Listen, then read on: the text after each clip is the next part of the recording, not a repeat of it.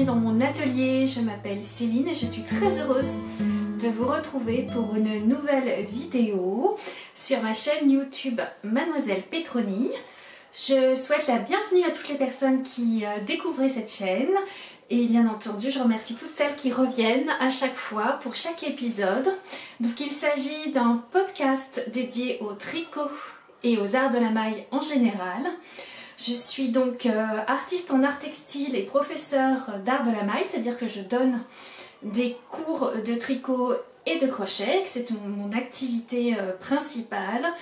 J'ai aussi été créatrice de modèles de tricot pour la marque Mademoiselle Petroni, c'est une activité que je n'exerce plus maintenant.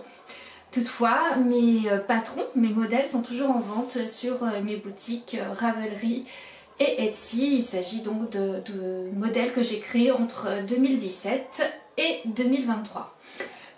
Voilà pour les présentations. Nous sommes tout proche de l'équinoxe d'automne, donc je suis contente de venir tourner un nouvel épisode pour faire un petit peu le bilan de mes réalisations tricotesques de l'été, puisque j'ai essentiellement fait que du tricot. Je n'ai malheureusement pas pris le temps de faire du crochet. J'aurais aimé, c'était prévu. J'avais un petit projet crochet, mais j'ai pratiquement pas avancé, donc je ne vais pas vous en parler cette fois-ci. Je vais vous parler de 3 ouvrages que j'ai terminés pendant l'été, mais je vais également vous présenter 3 de mes encours du moment, on va dire les encours de la transition de la saison estivale vers la saison automnale. Donc c'est des encours dont je ne vous ai pas encore parlé, même s'il y en a 2 anciens que j'ai repris, mais je crois que je vous les ai jamais présentés. Et puis je terminerai la vidéo par un petit peu vous parler de ce que je projette de faire sur le reste de l'automne.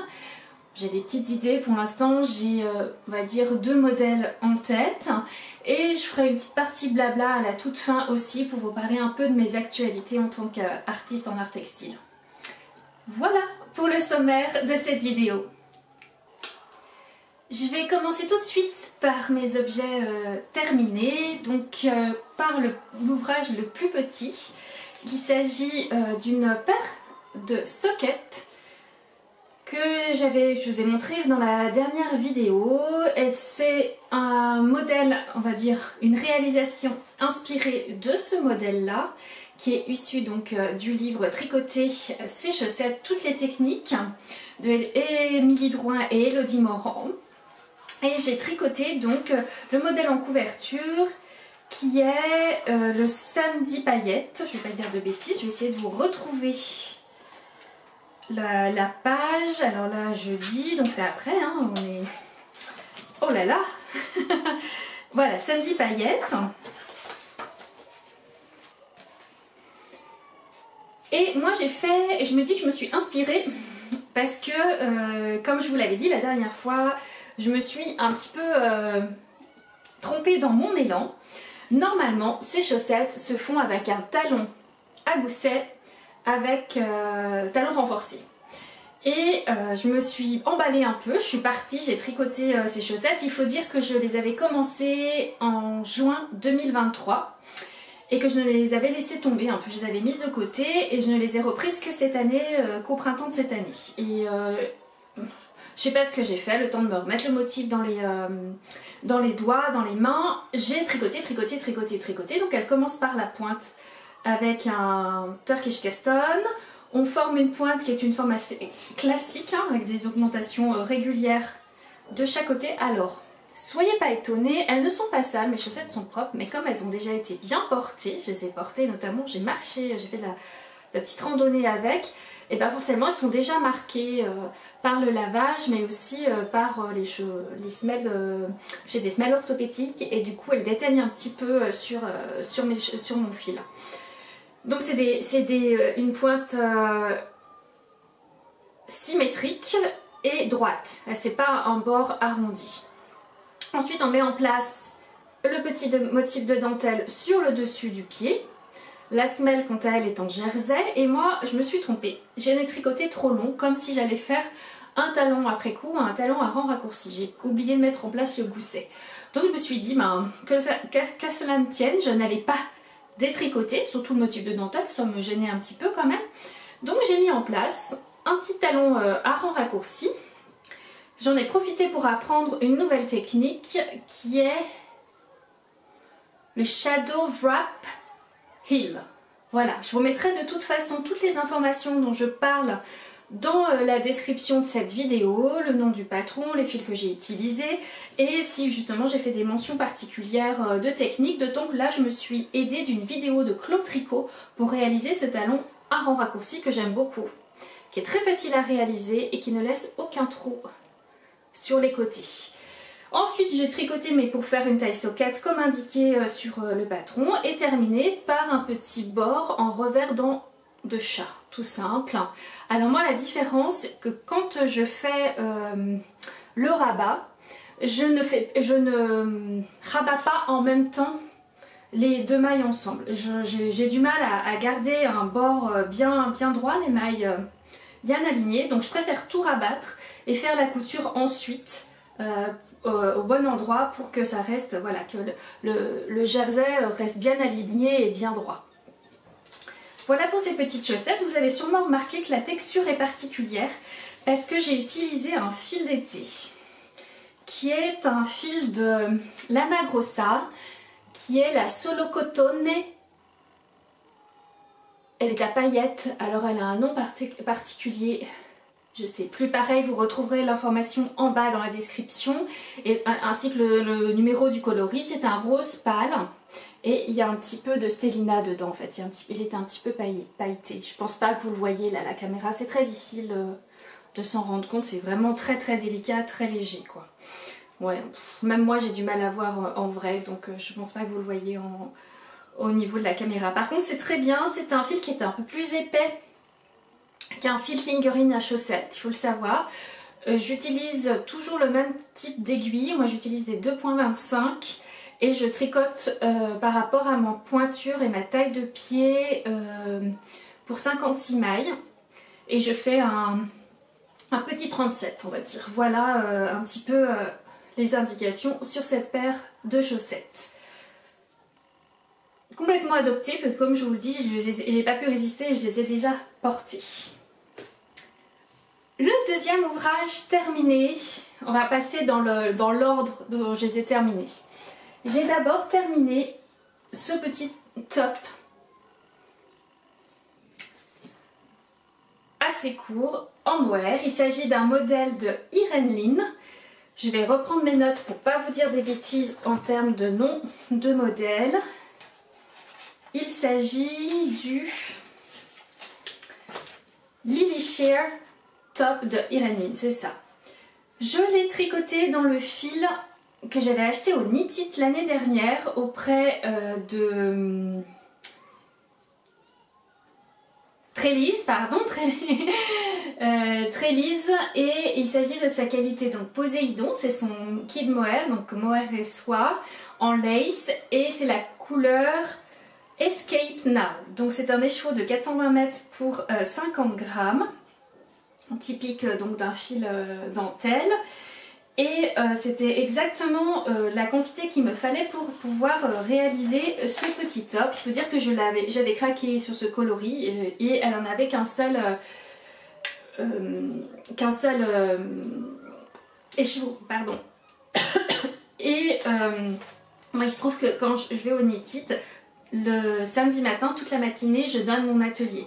Donc c'est rare que je puisse accéder au stand et avoir donc, des exemplaires de plusieurs écheveaux sur certains coloris. Alors c'est faux, après il y a quand même sur certains stands on peut arriver à avoir des quantités pulls, mais là c'était pas le cas. Donc j'étais hyper contente, j'adore le travail d'Irene Lynn et j'aimais beaucoup ce petit top par rapport à sa construction de manche. Je sais pas si vous allez bien voir ici, vous avez comme une manche marteau sur le dessus.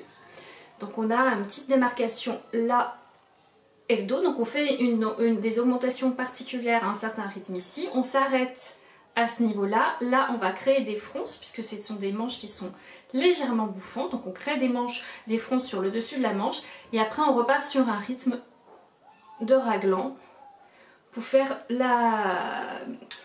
vous formez la manche. Et j'aimais vraiment beaucoup cette construction, j'avais très envie de la tester.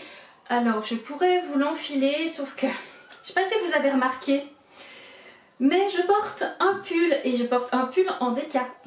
Pour vous dire combien la saison a rapidement changé ici à Chambéry dans les Alpes, puisque je porte mon modèle Edelweiss, mais c'est un modèle que j'ai créé et c'est la deuxième version que j'ai tricotée, dont j'ai fait l'option fingering plus film mohair.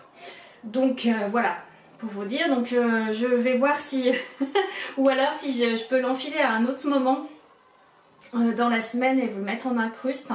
Mais ouais, c'est dommage en fait, j'aimerais bien pouvoir vous le montrer porter parce qu'il a un très joli, quoi qu'il en soit, de toute façon vous aurez eu l'image de la designer. J'aime beaucoup le tombé, vous voyez qu'il a quand même une très très belle aisance, hein. Il est vraiment large. Par contre il est court et encore moi j'ai fait une modification, je l'ai rallongé parce qu'elle me fait vraiment je crois 14 cm pour ma taille, hein, parce que moi j'ai tricoté la première taille et elle faisait que 14 cm à partir de l'emmanchure. Moi j'ai rallongé à 21 cm, je ne vais pas dire de bêtises. Je vérifie, oui c'est ça. Et j'avais assez de fil, il m'en est resté un tout petit peloton, mais j'ai essayé d'aller jusqu'au bout du fil. J'ai pu faire donc le rabat en I-cord comme convenu sur le bas du corps, la finition également en I-cord. On tricote très peu de manches, hein, on tricote que quelques rangs de manches. Ensuite on fait une finition en I-cord et pareil pour l'encolure, c'est une finition en I-cord également. Alors, certaines vont me dire, oh là là, mais quelle drôle d'idée, pourquoi elle n'a pas alterné les écheveaux? Alors je vous cache pas, c'est vrai, je m'attendais à ce qu'il y ait un effet pooling. Je savais qu'il allait pas, ça va pas être le cas sur l'empiècement du haut. Puisque l'empiècement du haut, on va le tricoter avec un rythme qui change à chaque fois. Le fait de créer des augmentations, que ce soit pour les manches marteaux ou après les raglans, on va forcément changer de rythme et de nombre de mailles sur chacun des tours. Donc ce qui permet de bien répartir les speckles sur l'empiècement. Par contre, dès qu'on arrive au niveau de la séparation sous les manches, on va toujours tricoter le même nombre de mailles pour le corps. Donc là, forcément, eh ben, les speckles vont se répartir en spirale. Et c'est ça qui va créer ces formes, ce qu'on appelle le pooling. Le fait que les mailles qui sont colorées, qui sont mouchetées, elles vont se succéder comme ça en ligne spirale sur le... Alors il se trouve que moi en plus c'est particulier, sur le bas on le ressent moins parce que j'avais arrêté à 14 cm comme elle indiquait. J'ai préféré finir mes manches pour être sûre d'en avoir assez et voir avec le fil qui me restait jusqu'à combien je pouvais aller. Donc quand j'ai repris mon fil, il n'était pas au même endroit, pas au même niveau de la pelote, ce qui explique que j'ai une rupture un peu dans le pooling aussi. Après, c'est très marqué, vous comme vous le voyez à la caméra, moi c'est beaucoup moins marqué en réel et ça ne me dérange pas. C'est quelque chose que je voulais, que je savais, puisque j'ai fait le choix de ne pas séparer. J'avais un seul écheveau, ça aurait voulu dire qu'il fallait que je le mette en cake, que je sépare à nouveau le cake en deux cakes différents pour pouvoir alterner entre les deux écheveaux. J'ai eu franchement la flemme de faire ça, donc j'étais ok sur le fait que j'allais avoir du pooling sur ce pull. Après il est tout en transparence, honnêtement c'est pas très gênant. Alors, je le porte avec un petit débardeur rose dessous, c'est pas, voilà, c'est pas flagrant au niveau du pooling. Et autre chose, c'est oui, en fait c'est aussi parce que je l'avais pris dans le train pour aller au mois de juin sur mon exposition et j'avais pas du tout envie de me trimballer avec deux pelotes, alterner les écheveaux pendant le voyage. Dans le TGV ça passe pas de problème, mais après quand sur l'Intercité ou sur le TER on est même pas sûr d'avoir une place assise, donc je voulais pas m'embêter à avoir 36 000 pelotes dans mon sac à projet et à alterner pour éviter le pooling. Donc voilà, c'est tout à fait en conscience que je l'ai fait ainsi et ça ne me dérange pas du tout. J'adore vraiment ce coloris, je le trouve très beau. J'ai beaucoup de mal à vous le rendre dans sa réalité. Si vous avez l'occasion de le voir en salon, n'hésitez pas. Donc c'est le coloris Escape Game de la qualité Poséidon de chez Trélise. J'espère pouvoir le mettre pour le prochain knit-it, comme ça me permettrait de le montrer à Lise, la teinturière, pour qu'elle puisse voir donc le résultat de son écheveau que je lui ai acheté l'édition dernière. je crois que je vous ai à peu près tout dit sur ce modèle là, il n'y avait pas d'autre chose. Je l'ai tricoté dans les aiguilles recommandées, c'est-à-dire en 4 mm pour les aiguilles principales et en 3,5 pour les light cord. J'avais l'échantillon sur ce modèle là, ce qui n'est pas toujours le cas, hein, puisque moi j'ai quand même tendance à avoir ce que j'appelle des mailles plates, c'est-à-dire avoir quelque chose de beaucoup plus large en taille de maille. Je suis large sur la taille de maille, mais je suis très étroite sur le nombre de rangs dans mon échantillon. Donc c'est toujours un peu, je dois souvent aménager un petit peu avec mes aiguilles, voir mes calculs par rapport au modèle original. Là c'était pas du tout le cas, et puis de toute façon il y a les mesures dans le patron, donc c'est un patron que j'ai tricoté en version française parce qu'il existe... Non, pardon. Je l'ai tricoté en anglais. Je suis pas sûre qu'il existe en version et soit traduit en français celui-ci. À vérifier. Moi je l'ai tricoté sur la version anglaise. Mais moi j'aime beaucoup les explications d'Irene Lynn. Je les trouve très claires. Elles sont pas ultra détaillées, mais assez pour bien suivre. En plus c'est un modèle qui est comme assez facile. Il n'y a pas de motif à placer. Il faut faire juste attention sur le départ, puisqu'il se tricote du haut vers le bas et qu'il y a cette histoire de petites manches marteau et de petites fronces sur les épaules qu'il faut bien faire correctement dès le départ. Mais ensuite c'est vraiment pas compliqué, c'est du jersey, vraiment... La difficulté, j'ai envie de dire, elle est plus dans le fait qu'on tricote un fil de mohair soie seul. Et que dans ce cas-là, moi je préconise de tricoter avec des aiguilles en bois pour que ça glisse moins et que ce soit plus facile. Alors il faut qu'à la fois, pour moi, selon mon confort de tricot, j'aime bien que ce soit des aiguilles bois mais qui sont quand même assez pointues pour arriver à bien prendre le fil dans chaque maille. Mes Knit Pro fonctionnent bien, j'ai des Knit Pro Symfony et ça fonctionne pour moi très bien. Voilà, après à vous de voir. J'aime bien aussi tricoter avec les bambous de chez Xiaogu que je trouve assez... parce que souvent le bambou il a tendance à pas bien glisser, là ça glisse bien. Ça glisse pas trop, donc ça échappe pas, c'est pas comme sur les aiguilles en inox. Et elles sont assez... la pointe est assez bonne pour pouvoir justement prendre facilement le brin fin lace de mohair.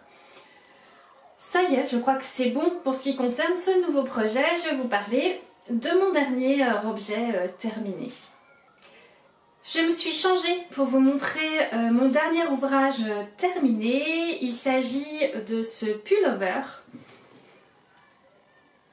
Le Atlantica Pullover de Audrey Borrego, Yarn Flex sur les réseaux sociaux. Et je l'avais commencé pareil au tout début, fin du printemps, tout début de l'été, pour pouvoir avoir un petit tricot d'intersaison.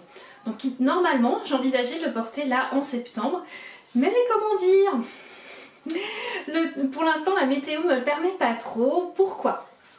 Normalement, comme vous le voyez sur la photo que je vais mettre ici du modèle, c'est un modèle qu'on peut tout à fait porter en hiver, en automne-hiver, puisqu'il est tricoté dans un fil DK, en tout cas sur un échantillon DK. Et moi j'avais décidé de le faire dans un fil estival. Donc il s'agit d'un fil 100% lin, c'est le fil Alfama de Rosarios 4, dans un joli coloris framboise. Je sais plus si je l'ai, le coloris 37, voilà, rose fuchsia exactement. Alors c'est un fil que je m'étais procuré il y a très longtemps et j'avais mon amie Fabienne qui m'avait tricoté un sample de mon modèle de la veste kimono, je me rappelle plus le nom. Bon c'est pareil, je vous le remettrai là, peu importe. Et il se trouve que c'était pour vraiment mettre en valeur l'idée qu'on pouvait aussi le tricoter dans un fil d'été. Mais il se trouve que ce kimono je ne le portais jamais. Je porte la version originale qui est en mérino tencel de chez Yarn by Simone, mais celui-là je ne le portais pas. Donc pardonne-moi Fabienne si tu regardes cette vidéo d'avoir démonté tout le long labeur, parce que je mesure tout à fait pour avoir tricoté une version de cette veste là, le temps qu'il t'a fallu pour le tricoter. Mais j'ai trouvé ça tellement dommage que ce fil ne puisse pas être, je ne puisse pas l'utiliser, donc j'ai récupéré ce fil, je l'ai détricoté, je l'ai bien lavé, je l'ai remis en écheveau puis en pelote. Et j'ai décidé de tricoter ce modèle pour m'en faire un petit pull d'intersaison. dans un fil végétal version super légère, 100% lin. Sache en tout cas, Fabienne, que si tu me regardes, j'ai bien pensé à toi à chaque fois que je reprenais mon ouvrage parce que je savais que tes mains étaient passées sur le fil que j'avais moi-même entre mes mains pour les tricoter. Donc ça me touche beaucoup d'avoir pu penser à toi pendant tout le processus de cet ouvrage. C'est donc un pullover qui se tricote en bottom-up du bas vers le haut. Vous voyez que c'est des épaules tombantes, hein, un drop shoulder. Il y a quelques grands raccourcis sur les épaules pour créer la pente d'épaule. Les manches sont plutôt assez ajustées et resserrées sur le poignet pour avoir un bracelet de manche assez long en côte 1-1. Alors toutes les finitions sont faites en côte 1-1, que ce soit le bas, les poignées de manche et l'encolure. J'ai utilisé la la méthode combinée voilà, pour tricoter ces côtes 1-1. Donc ce qui veut dire que dans mon cas, je tricote les mailles endroit avec le jeté à l'envers, c'est-à-dire qu'au moment de tricoter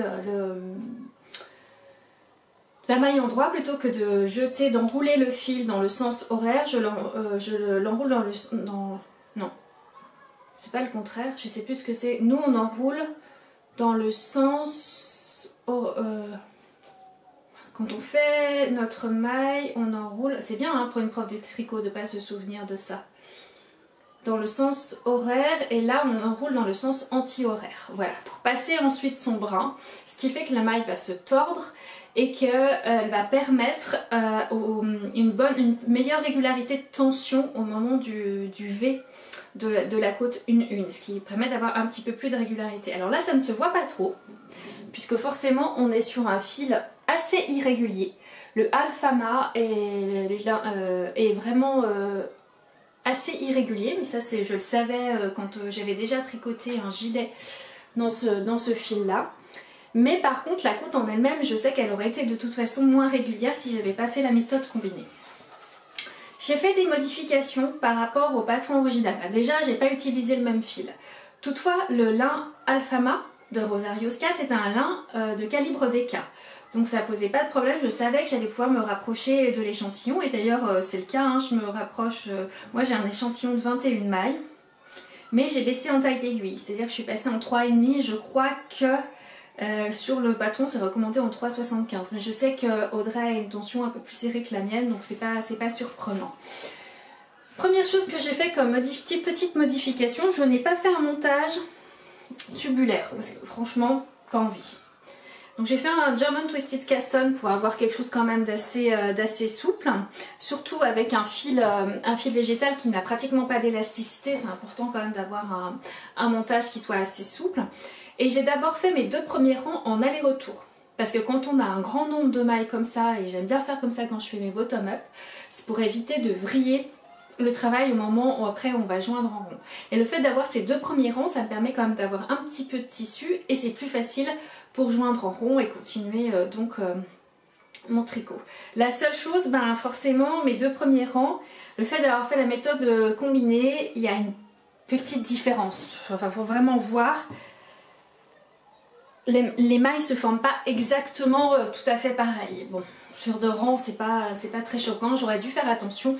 Cette fois-ci j'aurais dû faire la méthode combinée, mais plutôt que à plat, plutôt que de travailler sur la maille endroit avec le jeté en anti-horaire, j'aurais dû le mettre sur la maille envers. Ça aurait permis justement après de récupérer et d'avoir la même maille lorsque je passais en circulaire. Donc voilà pour la première modification que j'ai faite. Ensuite j'ai tricoté le corps. Vous pouvez voir que le motif de dentelle est à la fois sur le devant et sur le dos. Donc c'est tout bien expliqué dans le patron. Vous avez moi j'ai suivi le diagramme, mais vous pouvez aussi suivre les explications. C'est pas un motif que je suis arrivée à mémoriser. Par contre c'est un motif qui est assez logique et géométrique. Il y a un rang de repos. Donc ça permet quand même de... Enfin, un rang de repos. Tous les rangs sont de la dentelle, donc il faut quand même faire attention, mais il y a un rang qui est plus facile, un rang sur 2 où c'est plus facile. Et c'est assez logique de se repérer dans le motif.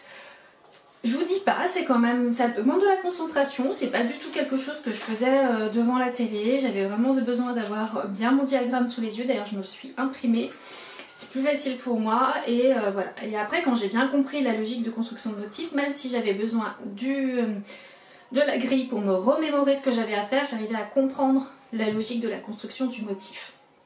Je n'ai fait que 2 motifs en hauteur, ce qui fait que j'ai réduit un petit peu. Le modèle original d'Audrey est beaucoup plus long, mais moi j'aime bien ça me va mieux, notamment sur les pulls comme ça de forme carrée, boîte comme on dit, ça me va mieux si je les fais plus courts. Si je les fais longs, ça me donne une drôle d'allure. J'ai pas des grandes jambes et ça ne me va pas trop de porter des pulls qui soient trop longs, surtout dans ce type de forme. Donc volontairement je savais que j'allais raccourcir la hauteur. J'ai fait par rapport à ce que j'ai l'habitude d'avoir sur ce type de pull. Et puis j'ai regardé un peu aussi ce qui avait été déjà tricoté. J'ai vu qu'il y avait des versions plus courtes et ça me plaisait plus d'avoir une version courte. Ensuite, donc on va séparer le dos et le devant pour tricoter séparément d'abord le dos. Il y a une légère encolure dans le dos. Puis après on travaille le demi-devant. On sépare d'un côté pour former l'encolure. Pareil de l'autre côté. On crée les pans d'épaule avec des petits rangs. Est-ce qu'il y a des rangs raccourcis? Si, je crois bien, j'ai un doute. Je me souviens plus, mais il me semble que oui. Et ensuite... Moi, l'autre chose que j'ai faite aussi, est-ce que je l'ai noté? Non, j'ai bien. Alors, autre chose, c'est une chose que je ne vous ai pas dit, j'ai tricoté la taille 2. Et j'ai tricoté la taille 2 surtout pour une bonne raison. Je préfère avoir un peu plus d'aisance ici, mais c'était pour avoir aussi une embouchure un peu plus haute, un peu plus grande, pour pas avoir, vous voyez, j'ai quand même des biceps... de femme de 45 ans, hein. Donc forcément il faut de la place et même si elle est ajustée, il fallait bien faire ça, il fallait bien que je fasse cette taille là au niveau des bras.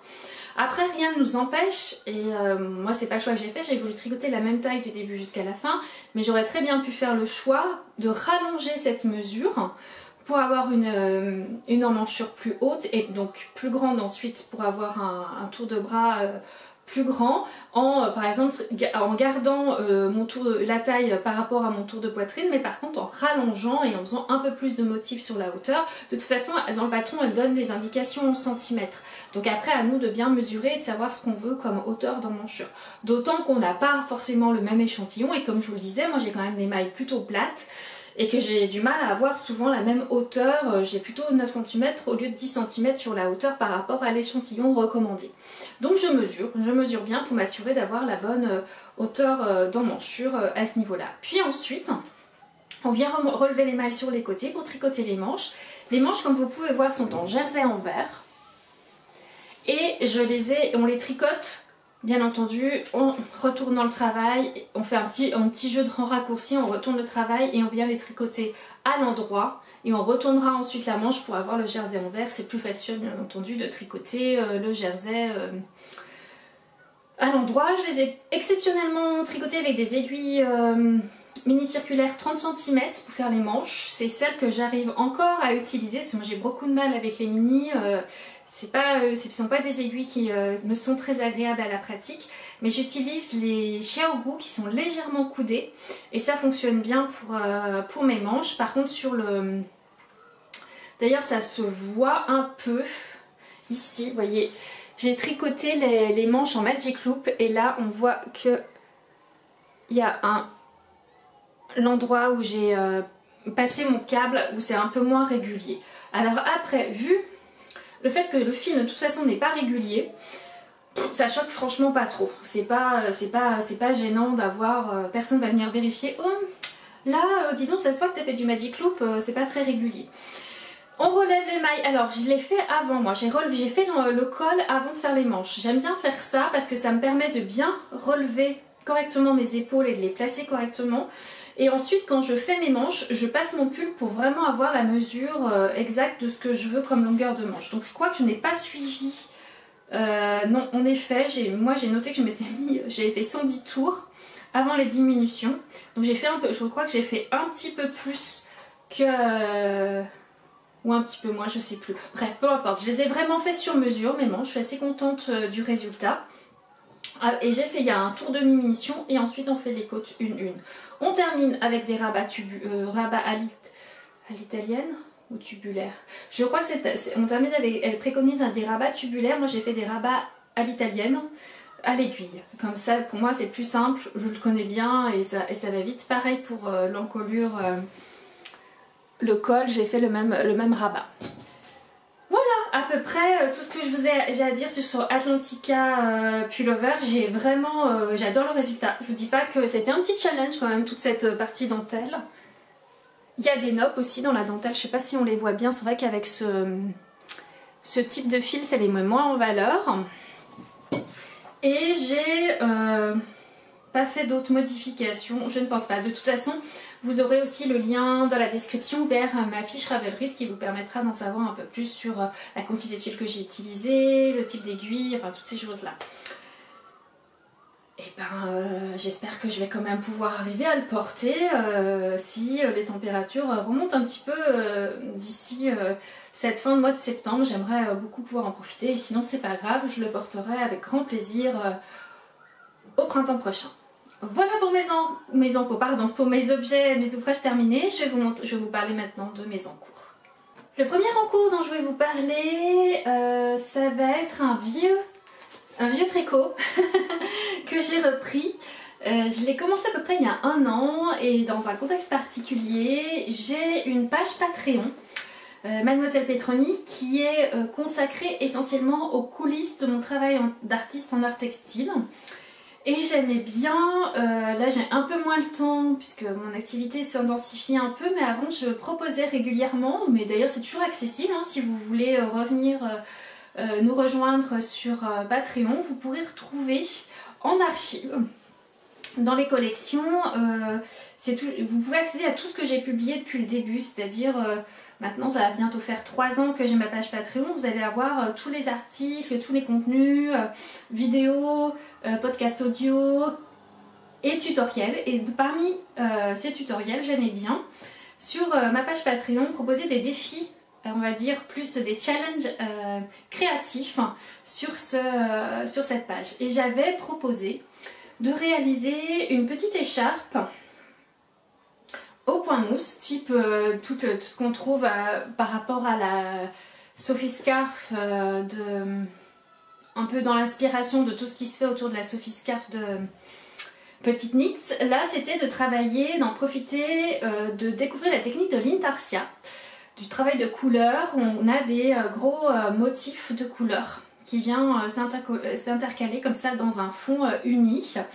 Et notamment parce que je suis très inspirée moi pour tout ce qui concerne la période des années 20, 30, 40, c'est une 1900 hein, ils sont des années qui me passionnent pour plein de raisons, mais surtout sur le plan artistique. Et j'aime beaucoup le mouvement Bauhaus au niveau architectural, mais aussi au niveau des beaux-arts. Et j'ai voulu créer et inciter mes patronettes, on va dire ça comme ça parce que j'ai pas d'hommes qui me suivent sur Patreon, à réaliser un motif, un modèle d'écharpe avec des motifs de style Bauhaus.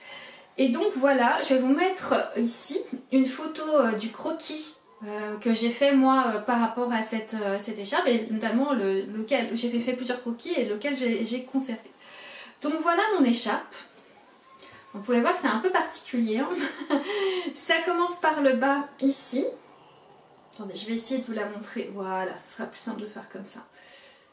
Par la pointe là, vous voyez qu'on augmente sur le côté ici. Il y a des I-cords intégrés de chaque côté. Et on vient faire donc des motifs dans plusieurs couleurs, vraiment dans le style géométrique de ce mouvement artistique du Bauhaus. Donc là j'ai repris, je m'étais arrêtée à peu près on va dire par là, et vous voyez j'ai refait à peu près toute cette partie là, j'ai rajouté une nouvelle couleur donc je suis bien contente. Et l'idée après, alors c'est pas On s'entend, c'est pas un ouvrage indispensable, c'est pour ça aussi que je l'ai pas énormément travaillé plus ces derniers temps. C'est déjà d'une pour moi m'exercer à la technique de l'intarsia, que je connais pas tant que ça, que j'ai besoin de travailler. Il y a plein d'erreurs, c'est vraiment pas net, notamment vous voyez au niveau du cercle. Ça commence à venir un petit peu mieux au niveau du triangle, je commence à comprendre la logique de quand il faut bien croiser pour que ça fasse bien des contours propres. Quand c'est des lignes droites, c'est facile. Mais dès qu'on arrive dans des lignes, d'autant que là, il y a des changements, des augmentations de couleurs, aussi bien sur l'endroit que sur l'envers, donc sur toutes les mailles, non pas sur toutes les 2 mailles, comme souvent c'est fait en intarsia. Donc bon, là c'est des rayures, c'est facile. Vous voyez, là c'est droit, donc ça va. Là par contre, il y a un petit rond blanc. Enfin, c'est pas vraiment rond, c'est un demi-cercle, bah, c'est un peu plus difficile de venir travailler proprement. Donc bah voilà, l'idée c'est de faire vraiment un exercice, de se challenger, puis on va apprendre petit à petit. Et mon envie c'est d'avoir un petit accessoire de mode que je viendrai mettre comme ça, poser. Alors c'est sûr c'est agréable, je vous dirai les laines que j'ai utilisées après. Et que je pourrais juste venir poser, voire peut-être nouer avec une petite fibule comme ça, je sais pas trop encore, on verra en fonction de la longueur. Je peux aussi voilà, la mettre en cravate. C'est sûr que c'est plus joli si je le laisse ouvert sur une chemise blanche ou sur un petit pull noir. Voilà, ça permettra de mettre en valeur le motif. Donc là, je pense que il me reste une dernière section à faire. Je pense que ça va faire à peu près ça, pour vous donner une idée de la longueur de l'écharpe. Là, c'est vraiment un pur accessoire de mode, comme si j'avais un foulard, type Carré Hermès, hein, mais beaucoup moins luxueux, que je peux poser comme ça autour du cou et pour venir éveiller un peu une tenue triste ou classique. J'utilise pour cela, en coloris principal, la base Merino Tencel Fingering de chez Le Style Knitting, de chez Florence. J'ai pas l'étiquette. Ah non, j'ai pas regardé l'étiquette, je suis désolée. Donc c'est un fil à la fois Merino et Tencel, vous voyez, qui donne un petit côté un peu brillant, hein, comme la soie. C'est très agréable, c'est extrêmement doux. Et je l'ai utilisé dans ce coloris nude. Alors je sais plus, je vous mettrai pareil exactement le nom du coloris. Parce que comme j'ai pas l'étiquette, je peux pas vous dire. Et ensuite j'utilise essentiellement des restes de pelote. Donc il y a aussi bien du fil à chaussettes. Il y a quelques fils à chaussettes de chez Vilaine. Ça c'est du Palaluna. Le joli jaune là qui pète avec plein de speckles qui est très très beau. Et puis après il y a des choses plus je crois que ça doit être du Lang Yarn, ça doit être de la Javol. Ça c'est un nouveau Palaluna, le orange. C'est un petit kit que j'avais pris. Le noir ça doit être l'anthracite de... comment c'est déjà ouais, je suis pas très sûre. J'ai pas les étiquettes avec moi, je vais pas vous dire de bêtises. J'ai repris aussi pour le blanc, ça c'est quelque chose que j'avais utilisé, que j'avais pris dans le commerce, ça doit être une Rico ou une DMC, je sais plus. Vous voyez, voilà, j'utilise un peu mes fins de pelote pour réaliser les motifs géométriques de ce modèle que j'ai créé, hein, qui est donc un modèle inspiré des peintures Bauhaus. Sur Patreon, si jamais ça vous dit d'aller voir l'exercice, donc c'est un challenge créatif, c'est un exercice qui avait lieu il y a plusieurs articles, à la fois au début on dessine et ensuite je mets un lien vers des vidéos pour comprendre les techniques de l'intarsia. Voilà, l'intarsia basique, hein, sur là il se trouve que je le propose sur du point mousse, mais c'est parce que c'est plus facile en fait de réaliser, on fait que des mailles en droit, que ce soit sur l'endroit ou sur l'envers. Voilà, donc j'espère arriver tranquillement à le terminer. Après, comme je vous dis, il n'y a pas d'impératif puisque c'est pas quelque chose dont j'ai besoin, c'est pas quelque chose qui va me tenir extrêmement chaud là dans les jours à venir, mais c'est plus pour avoir un petit accessoire de mode sympa et puis aussi pour utiliser mes restes de fil chaussettes. Dans la même logique des restes de fil chaussettes, j'ai repris un autre en cours, mais alors là que j'avais commencé il y a très longtemps. J'ai fait un peu comme tout le monde. J'avais commencé une memory blanquette, vous voyez, à peine commencé. Donc j'ai refait toute cette... j'avais fait que cette colonne là et là j'ai fait ces dernières semaines, j'ai fait la deuxième colonne. Donc j'utilise uniquement des restants de laine, des petits pelotons que j'ai mis de côté. Mon objectif c'est vraiment de terminer mes fins de pelote. Je ne vais pas spécialement aller entamer des beaux restes, c'est-à-dire que si j'ai des restes de 40 grammes ou de 50 grammes, je ne vais pas les taper dedans, j'attendrai à voir. Il y a pas, pareil, là il n'y a pas d'urgence, je ne suis pas pressée pour réaliser cette couverture. Mon envie c'est juste de faire un petit patchwork et avec, dès qu'il y a des petits bouts qui restent, de les terminer et de les écluser. C'est vraiment ma seule volonté. S'il faut 10 ans pour la réaliser, cette memory blanquette, il n'y a pas de problème, hein, je mettrai 10 ans. Mon envie est de garder un rythme à peu près de 3 carrés par semaine. Et puis quand j'aurai terminé mon sachet là, et ben c'est pas grave, j'attendrai d'avoir des nouveaux restes pour continuer ma couverture. J'ai envie aussi de faire d'abord des carrés de 6 sur 6. Là vous voyez qu'il y a 6 carrés sur le côté, donc je vais faire des memories de 6 carrés sur 6. Puis l'idée c'est de les coudre ensuite ensemble pour faire la grande couverture. Voilà, pour garder en fait ce projet nomade, pour pas avoir une couverture qui soit tellement grosse, tellement grande que je puisse pas le transporter. Parce que je trouve que ça va très très bien, notamment pour faire mes petits trajets entre Grenoble et Chambéry, d'avoir ce type de tricot avec moi. Et de bien avancer avec plaisir. Donc là, je m'amuse surtout à mettre un petit peu des couleurs, donc il y a vraiment de tout. Il peut y avoir du fil chaussette, ça c'est de la Ouessant de chez Boucle Laine. Il y a de la Merino Soie, ça c'est de la Merino Soie de chez Vilaine. Vraiment, je sais même plus, il y a des choses, je sais même plus ce que c'est. Il y a pas mal de restants de fil chaussette. On retrouve, voyez, le gris anthracite de tout à l'heure. Ça, je me demande... Ouais, je sais plus en fait. Ça, je sais que c'est de la Féfil. Ça, c'est du commercial, c'est du Mérinos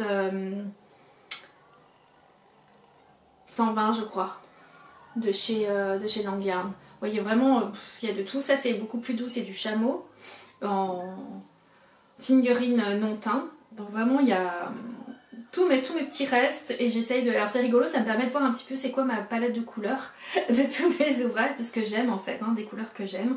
Donc c'est très sympa. Je suis les recommandations, donc c'est un patron gratuit, la Memory Blanquette, et il y a les explications qui sont très bien faites par Knit Spirit sur internet. J'essaierai de vous mettre le lien dans la barre d'informations pour que vous puissiez voilà, vous y référer. C'est tout au point mousse, donc c'est vraiment très facile. Et il s'agit de relever à chaque fois les mailles, tant d'un côté, tant de l'autre, et de faire des diminutions au centre, pour revenir former et revenir à la pointe et former le carré. Donc c'est très très très sympa, ça vide la tête et ça vide les petits stocks de restants de fil. Ensuite, je suis désolée, j'ai l'impression que cette vidéo va faire une éternité et que vous attendiez, de toute façon vous avez vu hein, la durée avant de commencer à regarder cette vidéo.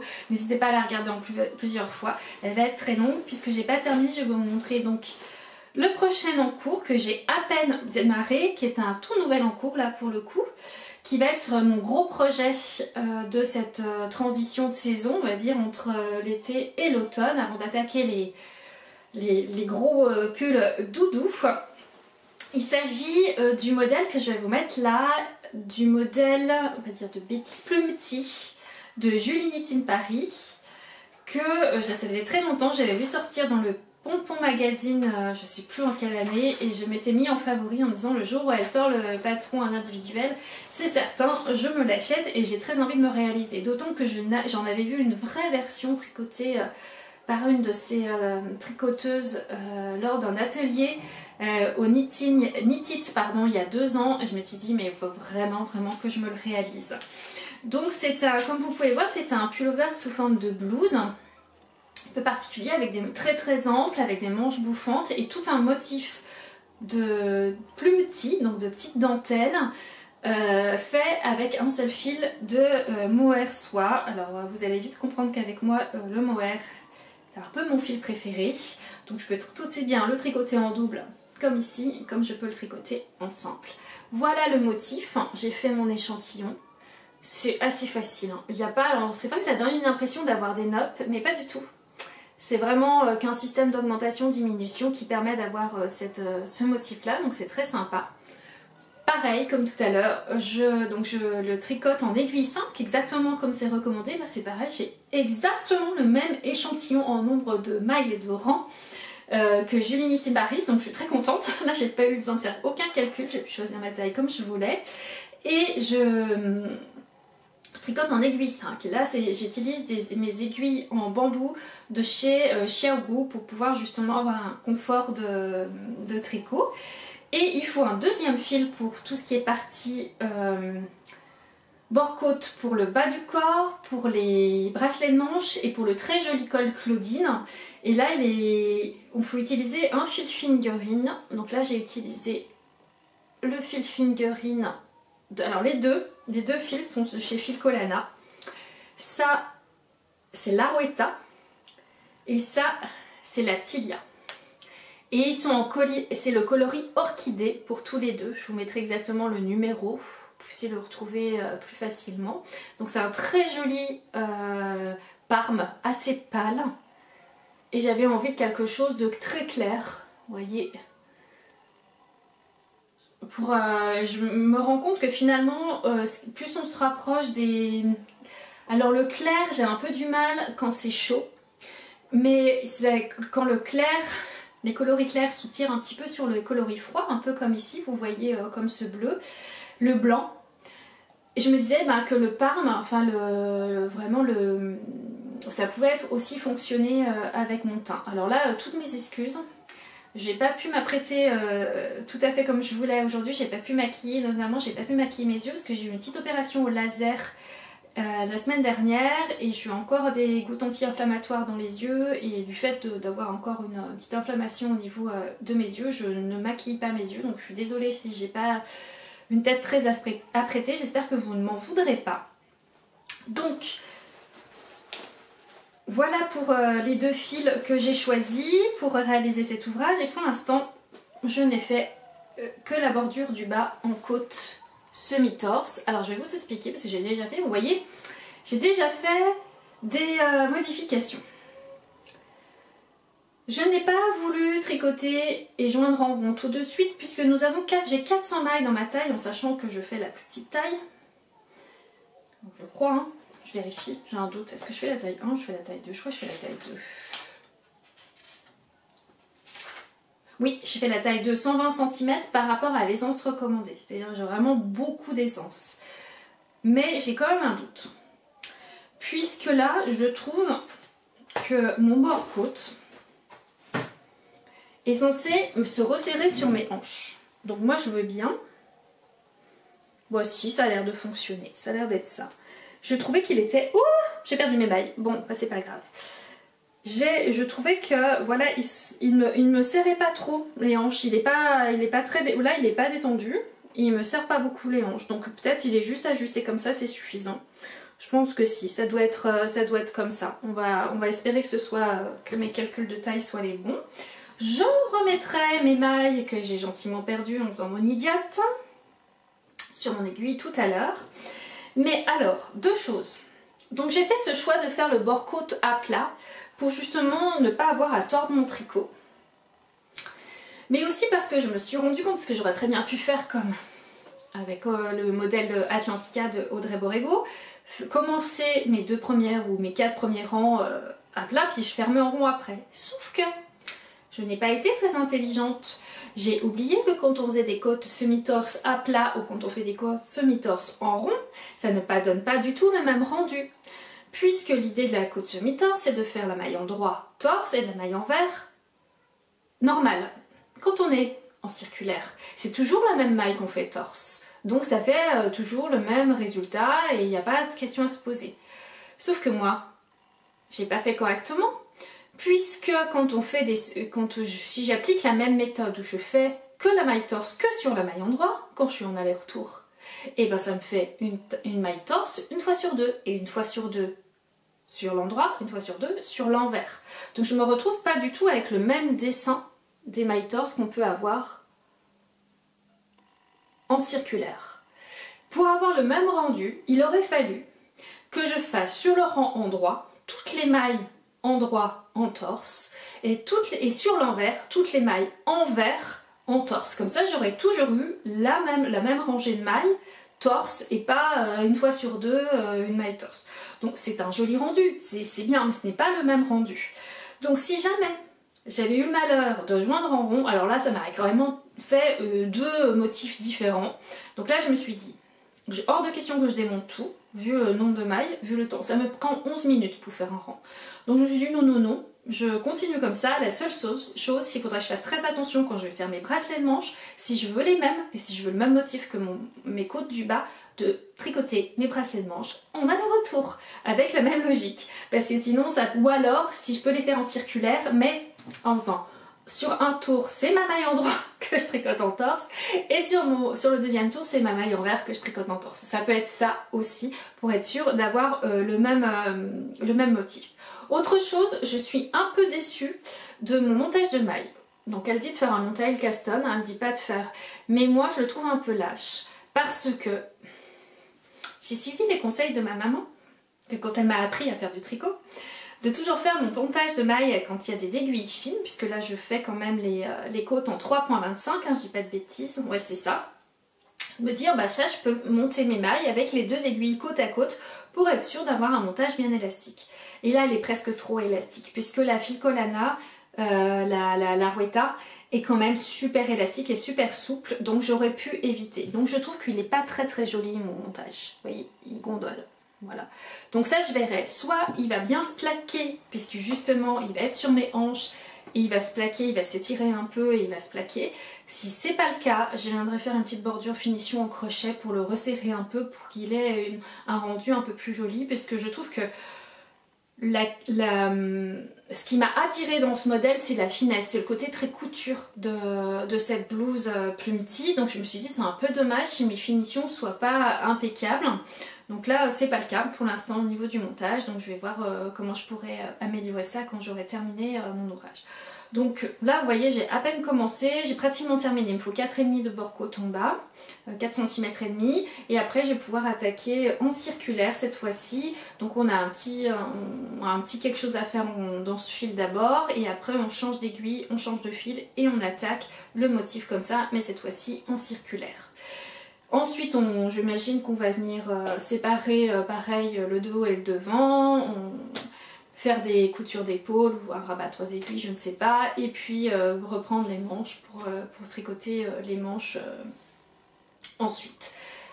Voilà pour ce qui concerne mes encours du moment. Donc comme vous pouvez le voir, je vais avancer tranquillement. L'idée c'est d'arriver, j'aimerais bien arriver à terminer ce modèle Plumty à la fin octobre, pour pouvoir ensuite passer à des fils plus doudous, plus douillets sur les périodes plus froides. Je me retrouve après ma pause méridienne, j'ai dû faire une petite coupure du fait que ma batterie est tombée en panne. Bon, elle avait juste besoin d'être rechargée. Donc je vous retrouve, j'espère que le cadrage n'est pas trop mauvais, que ça ne va pas vous perturber dans le confort de visionnage. Pour une petite partie blabla, pour vous parler un petit peu de mes projets pour l'automne prochain, puisque je vous retrouverai pour ma prochaine vidéo au moment du solstice d'hiver pour faire le bilan de mes tricots de l'automne. Et en même temps, je vais vous donner quelques petites actualités sur mon activité en tant qu'artiste textile. Alors tout d'abord, j'ai commencé à réfléchir un petit peu à ce que j'avais envie de tricoter prochainement. Je pense que ça va venir sur mes aiguilles plutôt en octobre, puisque j'attends de me rendre au festival du Knit It le 12 et 13 octobre prochain pour trouver un petit compagnon à cet écheveau-là. Vous l'avez déjà vu sûrement, c'est un écheveau que j'ai acheté l'an dernier au Knit It et aussi, donc c'est un filetin par Eve de Atelier EV3 qui est du 100% Blueface Leicester Super Wash dans sa qualité DK et dans le coloris Message in a Bottle. Donc c'est un très joli vert. Je suis désolée, c'est pas du tout le rendu exact de ce coloris, C'est pas facile les verres, à la caméra a souvent tendance à être déformé et à tirer, là il tire beaucoup trop sur le bleu, sur le canard, ce qui n'est pas du tout le cas. Donc je sais pas comment je peux arriver, je vous conseille d'aller voir le coloris sur ses photos dans sa boutique, je mettrai de toute façon le lien vers sa boutique en ligne. J'avais envisagé ce fil pour tricoter un modèle que j'ai commencé d'ailleurs mais que j'ai démonté, que j'ai détricoté. C'est un pull que j'avais sélectionné dans un Line Magazine, dans le Laine Magazine, je crois le numéro 11. C'était un grand pull boxy avec un très joli point texturé. Et en fait je me suis rendu compte que le rendu de ce point sur ce type de fil était très triste, puisqu'à la fois le coloris effacé ne faisait pas ressortir le point, et en même temps je trouve que les nuances de ce vert est tellement beau qu'il se suffit dans un tricot jersey. Donc j'ai redémonté une première fois, j'ai essayé de remonter, partir sur un point simplifié, toujours texturé, mais ça n'a fait que conforter mon point de vue. Donc j'ai tout détricoté comme la dernière, je commence à avoir l'habitude de détricoter mes ouvrages. J'ai tout lavé, tout remis en écheveau, tout mis, voilà, là je les ai mis en écheveau, je les ai encore pas rebobinés. Et mon idée c'est de profiter, donc j'ai 4 écheveaux comme ceci, donc ils font 225 mètres. Donc ça me fait 900 mètres de fil, donc j'en ai quand même pas mal. Et j'ai envie de me tricoter. J'ai fait un petit... je suis allée un petit peu fouiller dans mes favoris et dans ma bibliothèque Ravelry. Et j'ai acheté pendant la période qu'elle faisait une grande période de promo, Andrew cet été. J'ai acheté le pull Pink Velvet que j'avais mis en favori depuis un moment. Et alors c'est étonnant, vous allez me dire, oh mais il est tricoté en fingering ce pull, donc pourquoi tu veux utiliser de la déca? En fait j'ai bien regardé l'échantillon qu'elle préconise pour ce pull, c'est un échantillon sport à 24 mailles, et c'est exactement ce que j'arrive à obtenir avec ce fil là. Alors je crois que j'avais noté, hein, mais je l'avais fait je crois en aiguille 3,75, il suffit que je reprenne mes notes, mais c'était noté. Donc si j'arrive à avoir un échantillon 24 mailles, il faut juste que je fasse attention à la différence en termes de rang, mais ça il suffit de prendre des mesures en centimètres ensuite qui sont indiquées dans le patron, et ça ne devrait pas poser trop de problèmes. Je ferai quand même très attention, puisque comme vous l'avez vu, c'est un pull qui est en circular yoke, donc en empiècement circulaire, avec un jacquard dans l'empiècement, qui est réalisé en coloris contrastant, mais dans un fil poilu. Elle a utilisé un fil de Suri Alpaga pour réaliser cet effet. L'idée c'est d'obtenir un jacquard un peu flouté, et j'avoue que j'aime beaucoup ce modèle pour cette raison là. Il est très simple, c'est un jacquard qui est vraiment pas compliqué, qui est géométrique, c'est tout à fait le type de jacquard que j'aime. Donc je me suis dit banco, je vais partir sur ce modèle là. Je devrais obtenir l'échantillon dans le fil de Atelier EV3, et il me faut du coup un fil fluffy pour contraster, pour faire l'empiècement circulaire. Donc je vais voir ce que je vais trouver sur le salon d'Unity cette année. Je partirai bien volontiers sur un fil de mohair, moi pas forcément du suri, parce que je sais que le suri c'est pas évident à trouver. Il y a quelques teinturiers indépendants qui en font, mais il n'y en a pas tant que ça, et moi comme je veux quelque chose d'assez précis, j'aimerais un coloris de type crème, c'est-à-dire une base assez claire, mais avec des petits, alors pas forcément des speckles, ça peut être des speckles, mais c'est des petits speckles ou des nuances qui vont tirer sur des coloris plutôt automnaux, chauds, type caramel, rouille, jaune moutarde, voilà, des choses qui vont aller sur des coloris assez chauds, mais qui restent quand même bien contrastants avec ce coloris là. Parce que, alors c'est sûr qu'au début je me suis dit oh ça serait magnifique si je mets un rose fuchsia ou un beau corail pour trancher et pour faire le jacquard avec cette couleur là. Sauf que, oui c'est très sympa de vouloir toujours des très belles pièces fortes dans sa garde-robe, mais sauf que comme je les porte pas forcément. Et je préfère avoir, comme je vous ai montré tout à l'heure, une petite écharpe, un foulard, un accessoire, quelque chose qui va apporter une petite touche mode à ma tenue plutôt que d'avoir finalement un pull qui soit trop fort en termes de coloris ou alors là c'est voulu et je vais le porter qu'avec des jeans ou un pantalon noir, voilà, ça va être réglé. Mais ça c'est vraiment, j'aimerais l'avoir en coloris vraiment pour mes tenues d'automne. Voilà, que je vais porter soit avec un pantalon un peu chocolat ou donc j'ai un joli pantalon en laine coloris, excusez-moi, je dois avoir un brin de laine dans le cil, ça me dérange. Et j'aimerais bien, ou alors j'ai des petits pantalons beige avec légèrement un motif type écossais. Voilà, je voudrais quelque chose qui puisse être assez basique et à porter avec mes tenues couleur plutôt automne. Voilà, donc ce qui explique mon choix. J'espère que, bon, je pense que je l'ai trouvé, hein. J'ai déjà fait des petits repérages, notamment chez Ouliette, mais aussi chez quelqu'un que j'aime beaucoup, c'est... ah mince, j'ai oublié son nom de marque. Ah bon, c'est pas grave, je retrouverai. En tout cas, chez des teinturières indépendantes, j'ai trouvé un peu, j'ai fait un peu de repérage et je pense que je devrais pouvoir arriver à trouver... lors du salon du Knit. Peut-être chez Atelier V3, je trouverai également, donc ce sera encore mieux, ça serait un projet entièrement avec ses laines à elle. Voilà pour le premier projet à venir. Et pour l'automne, j'aimerais aussi me retricoter un de mes modèles, une nouvelle version d'un de mes modèles, c'est le Michel Cardigan. Ah bah bravo. Ouh, ma mémoire, c'est compliqué. Je crois que c'est ça, c'est... oui, c'est ça, le gilet Michel. Celui avec les deux grands panneaux travaillés sur le devant avec des fausses torsades et un grand panneau de dentelle des noppes. C'est un modèle que j'avais initialement tricoté avec les laines d'Atelier Pure Laine, une laine rustique que j'adore, dans un coloris naturel, dans la laine de ses brebis en fait. Et j'adore ce gilet, je le mets tout le temps. C'est un de mes tricots favoris de l'automne. Et comme je le porte tout le temps, ben, la laine s'use. Et notamment, ça s'use un peu au niveau des coudes, au niveau des poignets. Donc je me suis dit, je vais continuer à le porter, le réparer, mais il a plus son éclat de départ qui en fait une tenue un peu habillée et je trouve ça dommage. Donc je me suis dit, bah, pourquoi pas d'en tricoter une autre version et à ce moment-là aller chercher un effet texture un peu différent. Et là je suis partie sur l'idée d'une combinaison de deux fils de chez Dairy Natura, parce que j'adore cette marque et j'adore leurs fils. L'idée ce serait de combiner leur fil sport Ulysse avec leur fil... Vous allez voir, hein, quand je dis que je suis un peu une maniaque du mohair, il y en aura toujours dans mes projets, avec leur fil dentelle mohair qui est la Bérénice, si je dis pas de bêtises, et dans des coloris assez rose clair.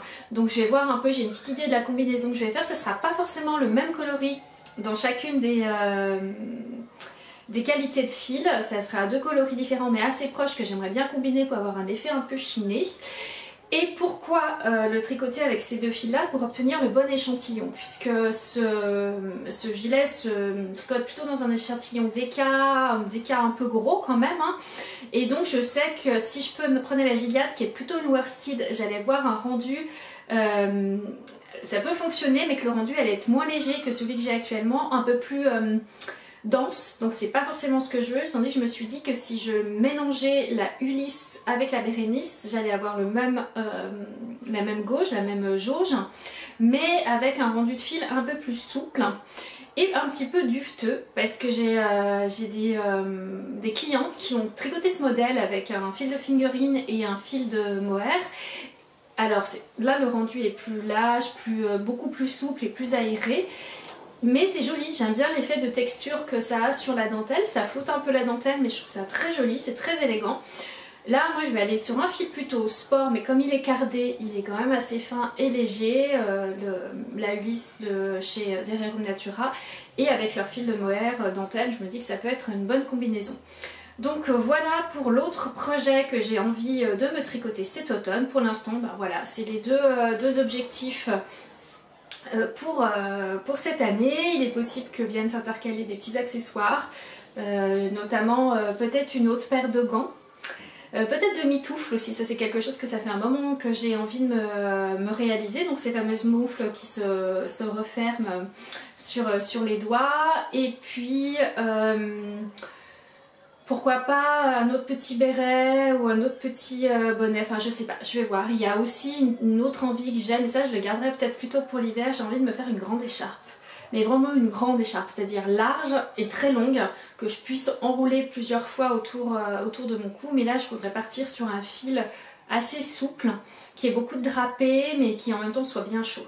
Donc je n'ai pas encore repéré la qualité que je voulais, mais comme voilà, je vais être sur le salon d'Unity, puis après je vais cette année avoir le plaisir d'aller aussi au salon de Felletin, dans la Creuse, donc je me dis voilà, je finirai bien par trouver une idée de fil pour réaliser cette écharpe. Sinon, mon actualité pour le mois, pour l'automne qui arrive. Alors déjà, première chose, aujourd'hui, il se trouve que je suis allée récupérer le colis qui m'a été renvoyé avec l'œuvre que j'ai exposée dans les Pyrénées, donc la blanche, que j'ai récupérée aujourd'hui. J'avoue ne pas avoir encore ouvert le carton, ne pas avoir encore déplié ce qu'il y avait dedans, puisque c'est pas moi qui ai fait le décrochage. Donc là, dans les prochains jours, c'est ce que je vais m'employer de faire, c'est-à-dire de tout ouvrir, tout déplier, voir s'il y a des réparations à faire, puisque forcément, vu qu'elle a été exposée quand même pendant un bon moment, il est possible que j'ai un petit peu de travail dessus à faire et la remettre bien réemballée correctement pour pouvoir l'entreposer chez moi pour une prochaine fois, pour une prochaine exposition.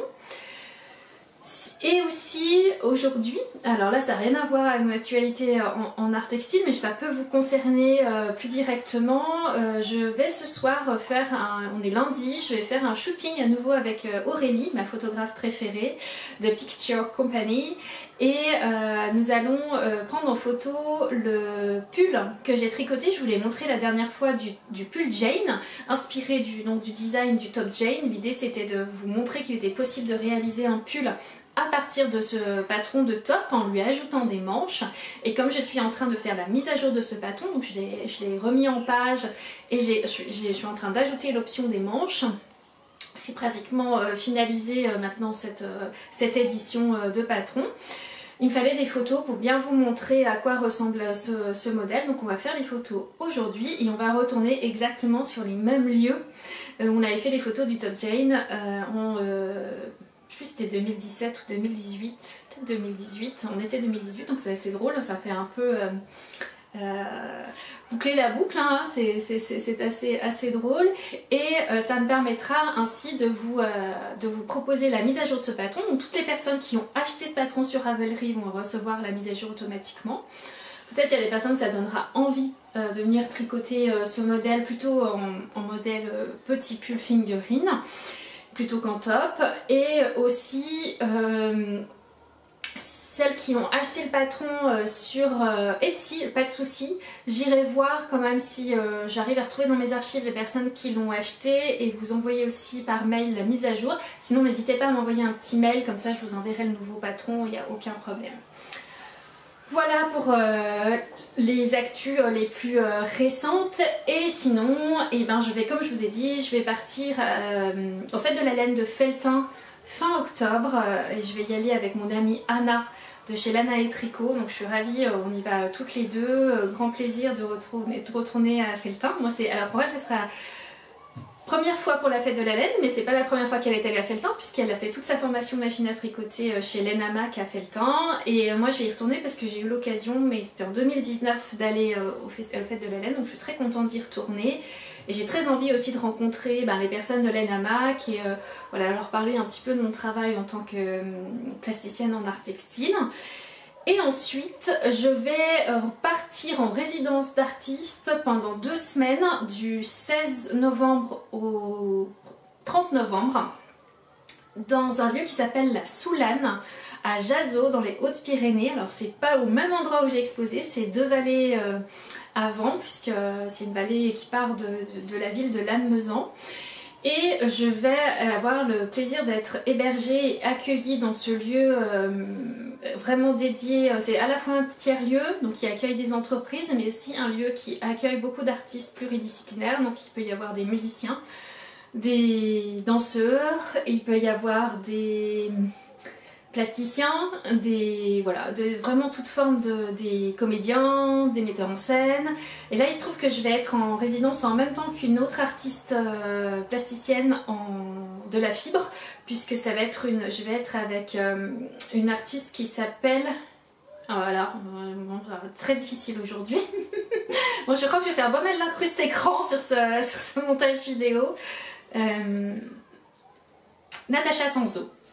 Voilà, c'est Natacha Sanzo qui est une feutrière, qui fait des grandes installations, qui a fait des grands projets à l'international. Donc je suis ravie de pouvoir la rencontrer. Et rencontrer également Sarah des studios Merilla, qui sont des studios, c'est un bureau d'études hein, qui valorise la filière laine française et particulièrement une filière de laine des Hautes-Pyrénées. Donc voilà, on va pouvoir travailler et discuter ensemble de la fibre pendant ces 15 jours de résidence. Bien entendu, ce sera l'occasion pour moi de vous faire le compte rendu un petit peu de cette résidence d'artiste lors de mon prochain podcast pour le solstice d'hiver. Ça y est, ce long épisode est enfin terminé. J'espère que ça vous a plu de le regarder jusqu'au bout. En tout cas, je vous remercie d'être encore là, voilà, d'avoir tenu le coup jusqu'à la fin de cet épisode. Si vous avez aimé, bien entendu, n'hésitez pas à laisser un petit pouce en l'air pour manifester votre contentement. N'hésitez pas à vous abonner si vous n'êtes pas encore abonné à la chaîne. Et bien sûr, je vous encourage à laisser un commentaire en dessous de cette vidéo. Ça me fera toujours très plaisir de vous lire et de vous répondre si vous avez des questions par rapport à tout ce que j'ai exprimé lors de ce podcast.